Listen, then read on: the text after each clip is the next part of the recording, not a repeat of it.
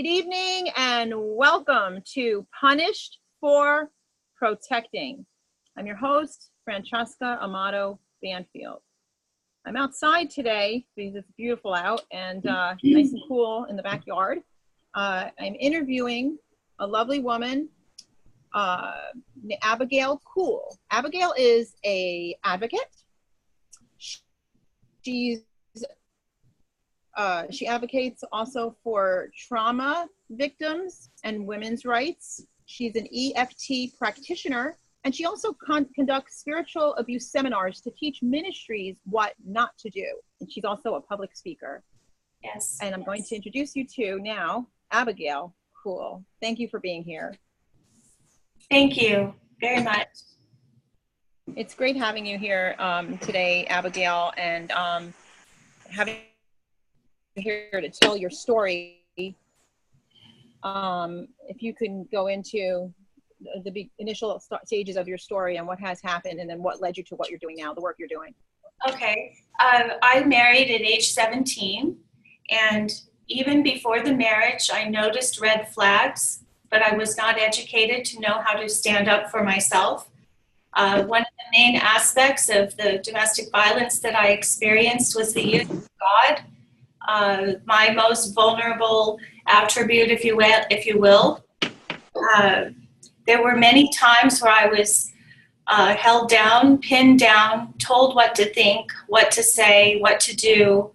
A lot of this abuse, cornering me in rooms, holding me down, battering me for hours at a time would most of the time happen in front of my children. If I would try to get up and help my children, he would take them away from me. And Lundy Bancroft speaks of this, that the batterer will break down the victim and then bond with the children afterward. And this went on for years. Anytime I tried to stand up or talk to someone else, I would be accused of adultery. And that was never true. One time I stood up, had read a book about twisted scriptures and toxic faith by Jack Atterburn, and confronted him and said, this isn't going to happen anymore. But in the end, I ended up on the floor, beaten down, and accused of spiritual adultery, accused of spiritual homosexuality for talking to my mother. He isolated me from all my friends, all my church friends. My closest female friend, Elaine, believed I was mentally ill by the time I finally left. And if I spoke up at all, he would beat me back down and accuse me of adultery. I finally heard the words from someone else, "You're being abused." It's like, what? I thought I was suffering for Christ. I thought I was being a godly woman. And so I ended up leaving, and in my departure, I could not take my children with me because they had been trained at a very young age to report on me as if I were sick, poor mommy's mentally ill or rebellious. And so I went to DFS in 2006 and said, I'm homeschooling my children, I need your help. She went in and interviewed my children. And all 5 children at age 6 through 16 at the time said, Mommy is spiritually adulterous, rebellious, unfaithful, mentally ill. So I had a mindset in my children that I could not combat at all. So I was forced into hiding. The social worker did try to take the children from the abuser. She said, if you go back to him, we will take everybody away because he's abusing your family. But the minute I entered family court to divorce him, he threatened me by saying, if you divorce me, you will never see your children again. Mm-hmm. And that is what happened. So what happened then was he used the Mormon church to overpower me, to use authority over me so I could or could not see my children and when. Used the police to make false reports to the point I went into hiding. It came to the point where the Vermont state's attorney contacted the Vermont State Police and said, do not take any more calls from this man. He's abusing this woman and the children. So by the time the divorce rolled around, I think I called every place I could think of to try to find help for my family. It was completely unsuccessful. I was not believed. And so he got custody in 2008. Let's go back a little bit before the 2008. So initially you had people doing the right thing, trying to protect the children, trying to, and then even the police realized he was, wrong. So they started, and then he was getting to the point where you're talking about now. All of a sudden he got custody in 2008. Let's go on to that part right there. Okay, devastated. I was a stay-at-home mother. I loved my children. My world was turned upside down. So I devastated, moved back to Missouri, started to rebuild my life. In January of 2009, my daughter Hannah contacted me and said, my uncles carried me out of my dad's home. I was bleeding to death. Dad said he had healed me and I was dying. And when she got to the hospital, she was bleeding from Crohn's disease. He had said, I healed you. And the woman that he's with also claimed that he had healed her.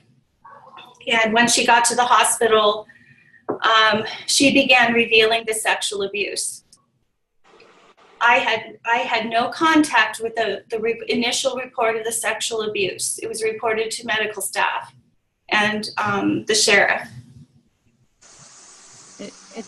So from there, my oldest daughter called me and said, Mommy, I need you. And she also told me, had I not been carried out of that house physically, I would never have been able to break the power of Dad's thoughts over my brain, my consciousness.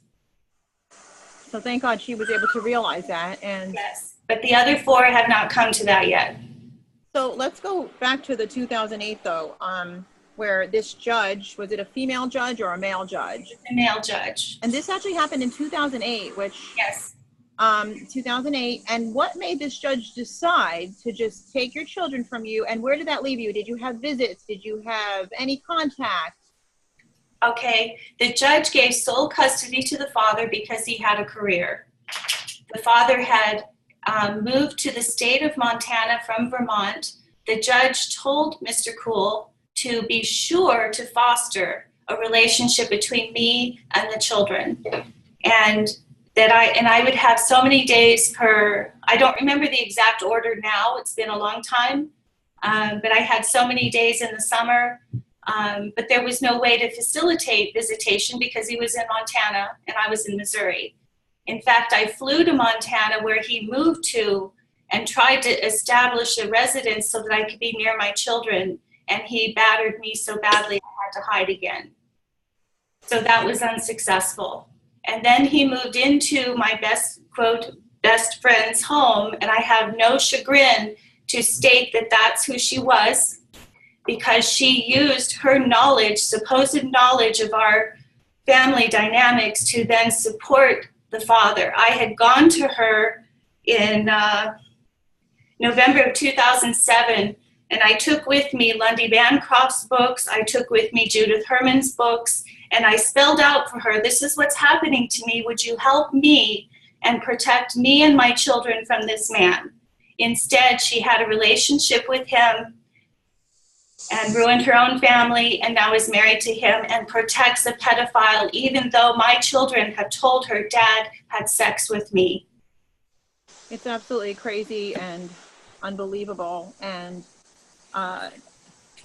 one of, and I say this every episode, I say this every interview, one of millions at this point of the same crazy thing. And now, was any evidence, because obviously he had a criminal record, obviously the police were onto him, was any of this evidence allowed into court? Was the judge aware of what was happening?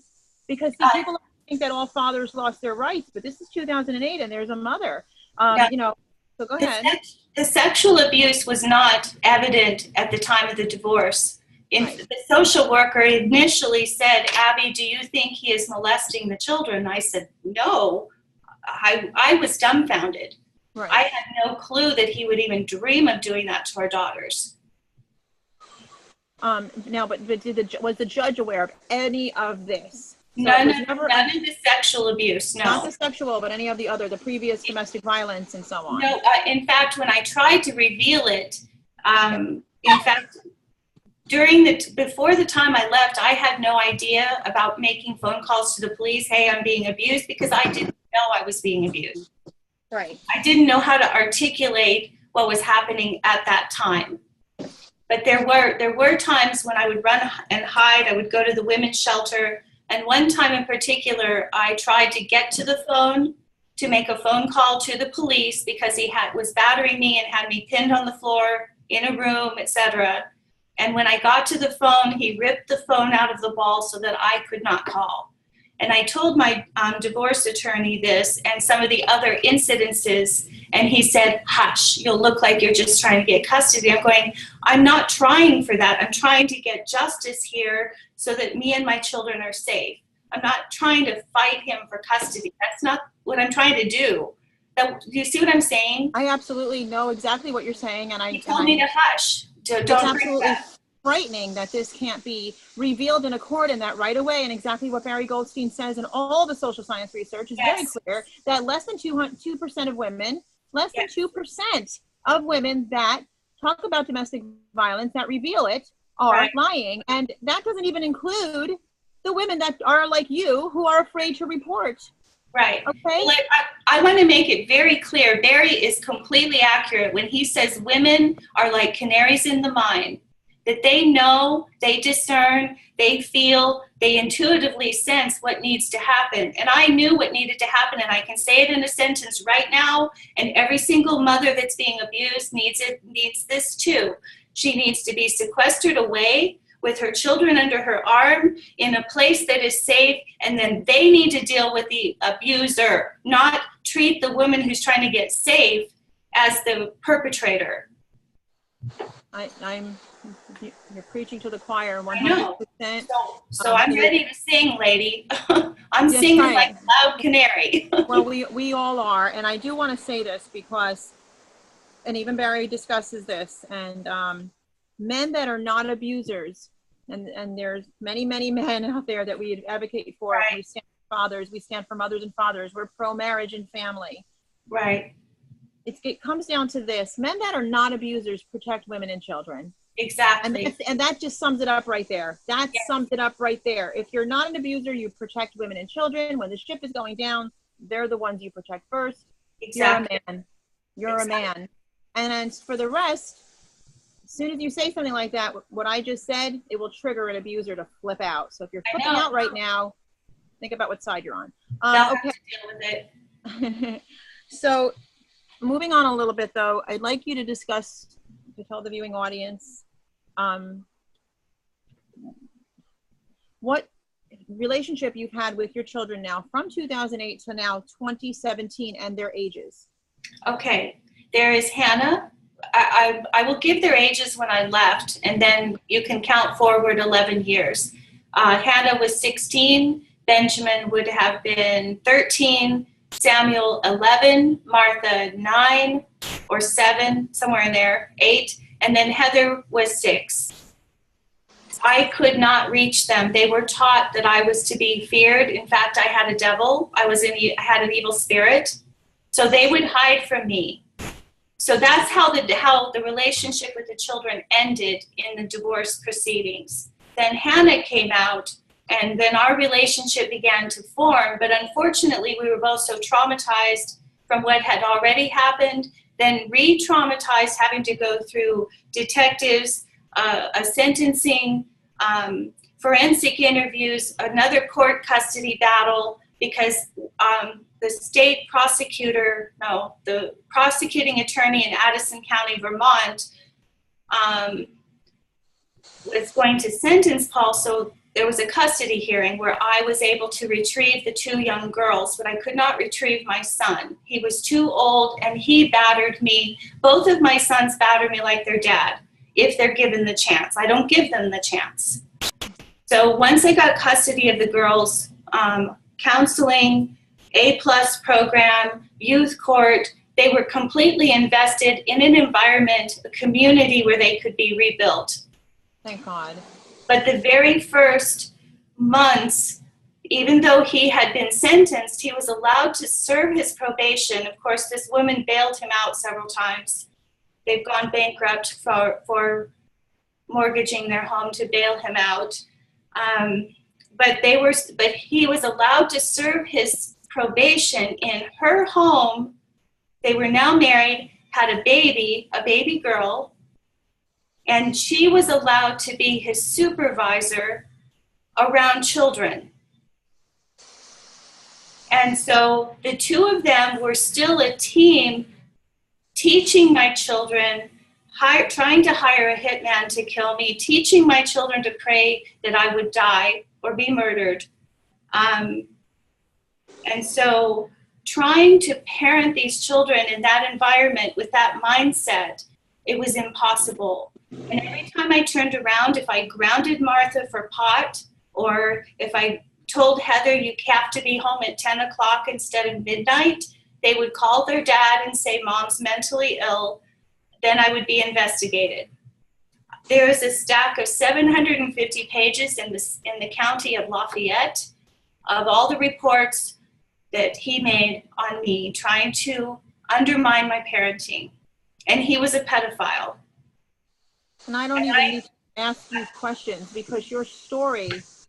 I'm just barely touching the surface. Yeah, your story tells itself, and when people see this, they're going to be with their mouth wide open. That This is what the courts are doing to families, to children, to mothers, to fathers.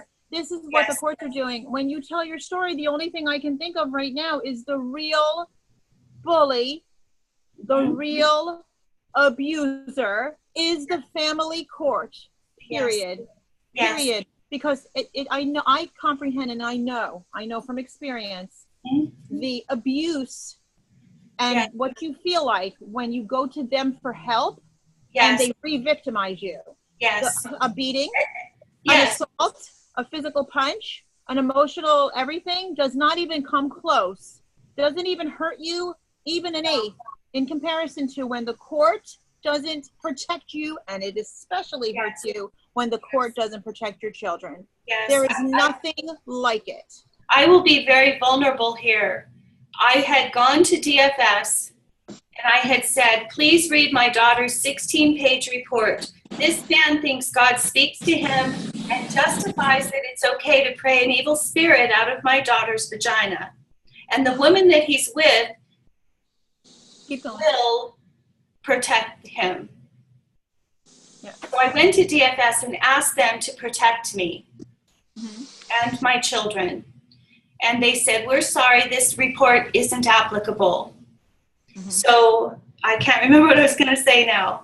I went through years of him battering me through the system, and I kept telling them, please see that he's using your system to continue to control me, to batter me. And they said, oh, it doesn't apply. So there came a point where all the systems that I went to saying, please believe me, wouldn't believe me until there was an incident with my daughter, who would have been 12. And the police were involved on more than one occasion, but at one point, DFS comes through my door and says, you know what? He's battering you through the system. And I said, well, thank you a lot. I've been trying to tell you this, but it was too late. Yeah, and that's what abusers do. They batter you through the system, and then they get counsel given to them for free through the system that are abusers themselves, because an abuser and abuser get along really well. Non-abusers and abusers can't get along very well. Let's figure it out. I mean, that's simple. Darkness and light really doesn't usually get along. And there you have it right there. And then so now you're being re-victimized and re-abused by a system that is absolutely diabolical. Right. So what year was that, though, when the police were there at that time? Well, that would have been 2012. 2012, I decided, not because I didn't want my children, but I decided for my safety's sake, because I had no witnesses in my home. If my daughter said, Mom hit me, which I did not hit her. She Right. could say that to Dad, and then he would misuse it, or they would make things up. So I talked to DFS and said, my friend and her husband took my girls in, and they were there for 4 months. They were a wonderful, solid family. Within 4 months, they called me and said, we're sorry, we can't keep them because the dad is going through the children to now accuse us of abuse. So we can't keep them. So then that man was more concerned about himself instead of protecting the children and a safe, wholesome mom and dad family. He had to come in and ruin that stability too. Well, So the real demon is in him. Yes. No question about that. Right. So between 2012 and 2014, I just endured without the children. I just had to, for my safety's sake, and it hurt horribly. For my safety's sake, I had to keep them at a distance. Because if I opened the door to them as a loving mother, things that I did and didn't do would get twisted, and I would go to court again. Right. And so that is so, sorry. Well, I was going to say, people don't understand, and most people, and I speak to all kinds of people that have nothing to do with the family court. Most people, if they get divorced, let's say, for example, that's very traumatic, even if it's an amicable divorce. Right. Or if you have to go to court for a ticket, it's extremely traumatic. So most people don't understand just how detrimental it is on a human being's life, especially when you're a protected mother or father, but to have to make a second career, or really your initial career, as a family court, and what it's like to continuously have to live going to family court. It is the most abusive thing. And if you think about it, somebody might not really understand, how could you just not? Well, you try doing that all the time. I went to family court for almost a decade, at least a minimum of once a month for almost a decade. I know. And I worked a full-time job and raised a child and tried to protect us. Yes. So, and most people can't juggle one of those balls. I had to juggle 27, not to mention then you've got your life on top of that you should be enjoying, not living in family court. And I completely understand. And it is horrible that you had to go through that. What's so tragic is that had Barry Goldstein's special practices been put in place in 2006, 2007, 2008, but that's how long it took for me to find the divorce to be final, none of the rest of this would have happened. And my children wouldn't be drinking. They wouldn't be going off and doing things that are unhealthy because they don't know what to do with the problem either. Listen, the reason this is the biggest problem in our nation, and I'm sorry, I didn't say I was going to stay a little brighter out here, but the reason that this is such a huge problem is the reason we have any issues with our youth in our country is, and I believe this with everything in me, just from what I've experienced and seen, is because parents are not allowed to be parents anymore. Okay? I know. God forbid you protect your children. Suddenly you've got, parental alienation syndrome, which is not even a syndrome. It's not even real. Okay. Right.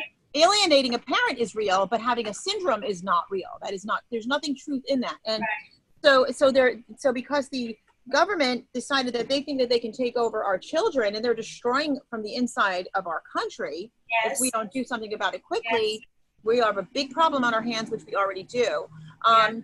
To lead up to right now, the work that you're doing, let's get into some of the wonderful things that you are doing, the stuff with the training the ministries and the advocacy and all that.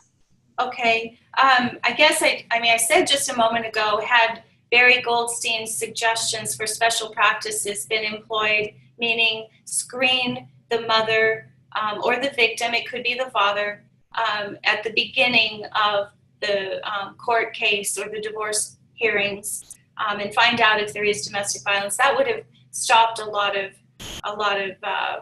ramifications that went on for a decade, like you said. But prior to that, there's the church.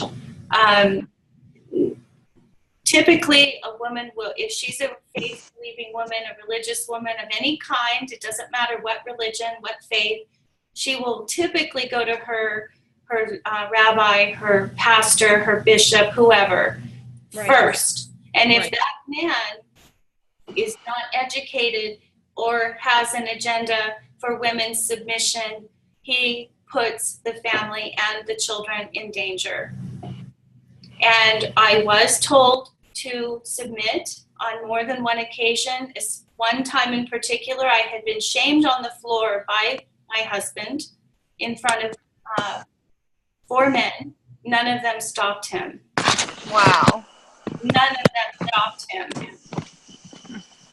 So the quest, the confusion that I went through trying to understand how men who represented a loving God, that's how I see them. Right. It was a very confusing time. And so as I progressed, as I learned, as I healed, as I matured, as I gained education, I wanted very much to teach ministers, this is what you do. First of all, believe her. Do not counsel them together. So I, myself and a women's shelter in Lafayette County together, put together a spiritual abuse seminar where ministers of all kinds came together and listened to our tips, our education, and stories. Families were saved because of the information. Other than that, I'm working with the Missouri chapter of the Safe Child Act. I am promoting the Saunders study, the Myers study, the ACE study in every way that I can at any turn, at any opportunity that presents itself.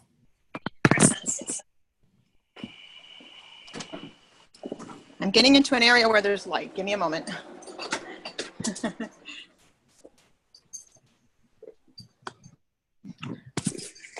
Okay, I'm sorry about that. I had to get to an area where there was light because it was getting too dark out there. Yeah. I too am working with Barry in order to get us the Safe Child Act going. We need to get that act going in every single state. Yes, for sure. I forgot one very important thing. And CPS or DFS is a very critical factor in or entity that needs to be educated. Family court, yes, definitely, but also DFS. Barry and I, in just this recent April, sat together before a DFS panel at Jefferson City, and the perpetrator used the children and presented his opinion and his wife's opinion of who they thought I was. They made a great big chart, and in the middle of it, in great big red letters, said, diagnosed with bipolar disorder. Number one, I have never been diagnosed with that. Number two, if I had, he had no business having that diagnosis given to him. It was a breach of confidence. Right, if it was true. So he listed all of his opinions. One panelist asked him, well, if you're so concerned about Abigail being a good parent, a fit parent, why didn't you have custody of them?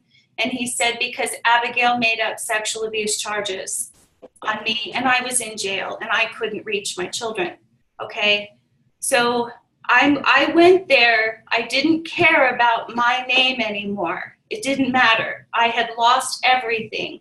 Right. So I was there with Barry to help educate DFS and say, this is the research. We would not be here today if. Right. They basically shut Barry down. Right. And shut me down and said, what you have is irrelevant. Right. And as you're even telling me that because of what I know, you'll get an innocent person that's in the midst of this bullcrap system. That's why we have to shut them down. There's no such thing as reforming them anymore, because these are not reformable institutions. No. Okay. It's like saying, I'm going to try to reform Hitler. You'd shut it down, and that's all you can do. Everything that Barry teaches, everything that we already know, everything that we do naturally as a parent to protect our children that is normal, you can't explain to them. That would be like trying to explain to an alligator not to bite you. Exactly. They're not, like I've said before, I believe they're subhuman. I don't even believe they're human. But anyway, that's, and I don't say that lightly. I really mean what I'm saying. I really don't see human beings in there. But yes, I mean, I agree wholeheartedly with Barry. I would love to see the Safe Child Act passed in every state. However, I've been working here for the past few years, actually helped write with Vicki Gribben, and that's how I met Barry, one of the laws here that because of a murdered child, and they've never passed it. The legislators tried to push it through 3 times now. And it was so simple. It's something that you should pass. There shouldn't be any thought about passing it. It's basically protect the child. But they don't want to protect the child, because if you protect the child or the children, you stop that parent from ever coming back to court again. Let's face it. Right. So it's just, but, you know, and every day I say the same thing. And if you've seen, and I'm sure you've seen a lot of our interviews, you know, and this one I'm going to get it, even though it's not edited, I will get it right on immediately for the audience to see, because right. We'll get this book tonight, actually, because you know, people need to be informed. I'm also a full-time student. I'm headed toward a psychology degree major and a minor in public policy and neuroscience. And part of my research that I've done so far, I ran across a study that was done in 2016 by the psychology department out of New Jersey. And they did a longitudinal study of about 5,000 people. The amount doesn't exactly matter, but the research that the statistic that was found is that children that witness domestic violence or violence in the home and or child maltreatment typically choose a domestic violence partner. And I would like to work toward that end of changing that pattern by educating children in the schools. I think we've got to start somewhere to stop the cycle. I commend you, and I am so proud of you and where you've taken yourself, and you're a brilliant woman, and God bless you, the real God bless you, not I know the difference. I know the difference. I do too. I also want to say, you know, that all that is so true, all the damages that it does to children, and then the repeat cycle that continues to happen. But that's another area that actually really aggravates me, because the schools, they, you know, and I get some of these people, they do call, you know, child protective services, whatever, I call it child predator services. They do call when they see an issue. But the schools, I don't know about where you are, but a lot of the schools that I talked to, they have what they call an unbiased approach. What is that? An unbiased approach? Meaning I can't pick a side. No one's telling you to pick a side. I'm telling you that when you see a form of abuse in a parent, then get on the stand and say so. But no, they rather zip their lip and let the child be abused, and the child becomes a statistic of some point. Right. So, the whole scenario for you, for many mothers out there, for many fathers, is betrayal. A betrayal of justice, of right and wrong. And I don't know, I'm really grappling with some people saying, Abby, there is no right and wrong. It's like when you sexually abuse a child, that's wrong. No, that's just the new world order, and there's much right and wrong. Let me tell you something, and I say this to the judges because I know they're watching my show. Good. I know they're all watching my show. When this happens to you, and it will happen to you, there's going to be nobody there to help you, and it will happen to you, and yes. You doing far worse than any of us are doing to try to protect our children. So just remember, what comes around goes around, and it is all going to come back around on you. And there is a real judge, and it ain't you. I know. I agree. Well, how can I help? I am a full-time student, so my time is somewhat limited, but whenever I have a chance, I advocate, I speak, I write. I'm working with the Missouri Coalition Against Domestic Violence. We're trying to get the information to them. So one step at a time, one day at a time. It doesn't happen overnight. Right. Well, you are helping by everything that you're doing, and by telling your story and being brave and coming forward, and all the different things that you are doing is definitely helping, advocating and continuing to join and help bridging other coalitions together, working with Barry and so on and so forth. All of that, and what we discussed earlier too, like getting that sponsorship going. So we'll get into Missouri too, as we can cover the map and expose, because see, 1 or 2 people telling this story, you have to say, okay, you know, but this isn't 1 or 2 people. In this town that I live in, there's not a house that I haven't been to, or a business that hasn't been affected by child predator services and family circus. Not a house.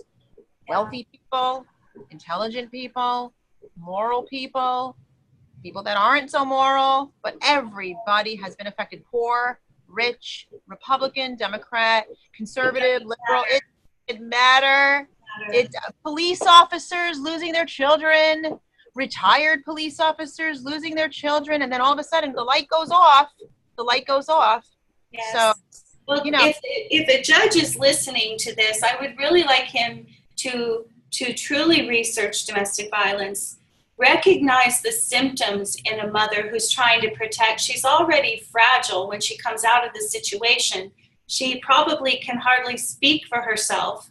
And then she's trying to stand before all these officials and laws she doesn't understand. And she's breaking down, and then they accuse her of worse things. And how can a woman like that stand? It's not possible. So, right. So why abuse her further? Take her out of the situation, treat her trauma, because I was a very good mother. I wasn't perfect. None of us mothers are. But I was there for them 24/7, as long as the man would allow me. There were many times I hid in the woods, but.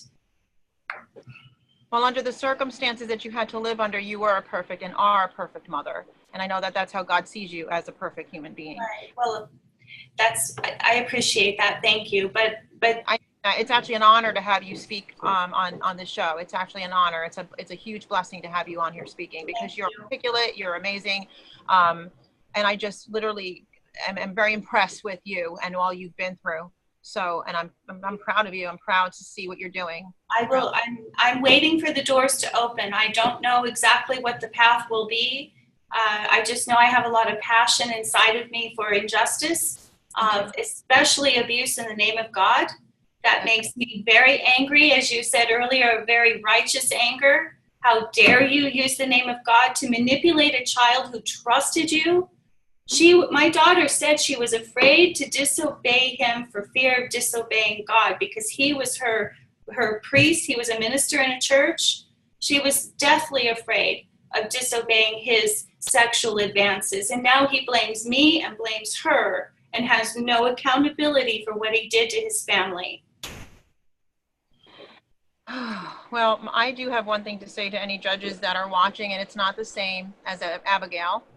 I say to you that I think you desperately need to do a moral inventory, because one day you will answer to the real judge. And I think you should do that before that day comes, just so you may have a chance. You may have a chance. I doubt it, but you may have a chance. Thank you, Abigail. We have a huge event tonight. I'm so excited. 8 o'clock. So I'm very excited for this, and the numbers are just growing and growing and growing. And everyone, if you see this before the event, turn on your live Facebook Lives, because we're going to let this go everywhere and anywhere. I think coming together united is absolutely essential. I really do. Thank you, Francesca, for doing what you're doing. I don't know technology well enough, but I'm so glad you do.